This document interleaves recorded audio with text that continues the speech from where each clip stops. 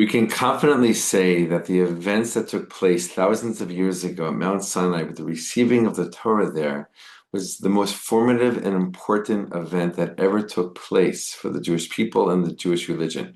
But what exactly happened at Mount Sinai? Let's explore that. Shalom, my friends. This is the Gersh with Israel in 5, where we give you everything Israel in 5 minutes.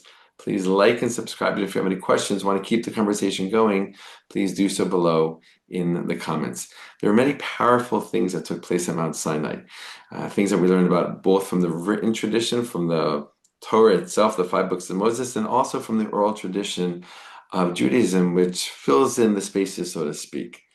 Obviously, it was a very formative moment for the Jewish people. It's what made them into the Jewish people and what gave them their mission, what gave them their work to do in the world in the form of the Torah and all the teachings and the stories and the laws and the values that are contained in the Torah.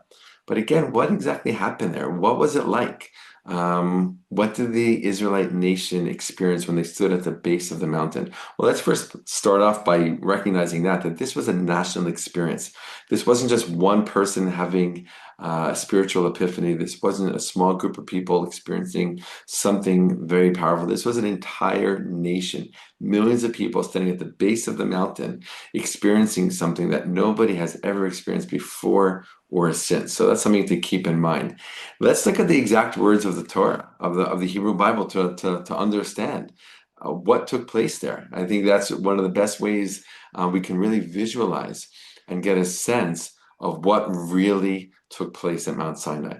So it's in the book of Exodus in chapter 19, and it says the following. I'll give the gist of what this says. And it basically says like this, that Moses said to the people, be ready for the third day, right? They had 3 days of preparing for this monumental moment.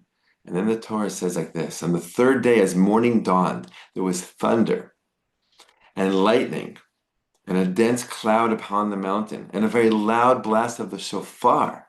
Wow. And all the people who were in the camp trembled. So let's just pause on that for a second. There was things happening. There were visuals, there were sounds, there was thunder, there was lightning, there was a huge cloud, a dense cloud on the mountain, and there was a sound of a shofar. And it wasn't somebody sitting at the edge of the camp sounding the shofar. This was something beyond this world.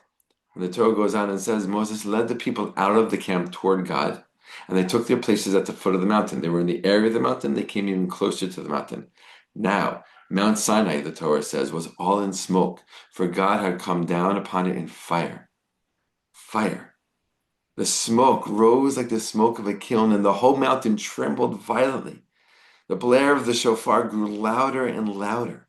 As Moses spoke, God answered him in thunder. So this really helps us to understand the scene, the visuals, what took place, what the Israelite nation saw, right? What they heard. Very, very, very powerful. At the same time, with all this fanfare, the sounds and the visuals, we also learn at one point, at the giving of the Torah, at this whole experience, there was total silence in the world. Nothing could be heard, not only at Mount Sinai, but in the entire world, as if the entire world stood still. Right? They were in the desert, remember, a place of silence. And the silence, in addition to everything else, was also part of the experience. Right? Very, very interesting. Right? We learned that in the silence, we could really hear the voice of God. We could also really hear our own voice inside, and those two are very, very deeply connected. Okay, so we're getting a sense of what took place there. Another very important thing we learn is that, right, we know that the 10 Commandments were given over at Mount Sinai. And we learn that the first 2 commandments were heard directly by the nation.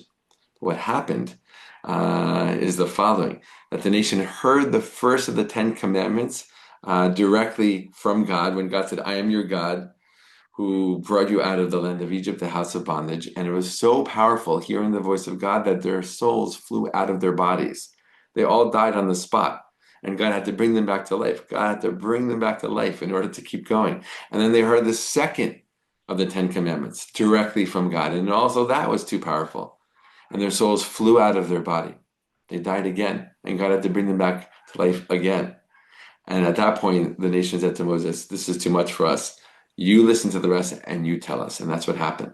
And they heard the next 8, not directly from God, but from Moses. And Moses, obviously, we know, was spiritually strong enough to hear all the Ten Commandments directly from God without his soul leaving his body.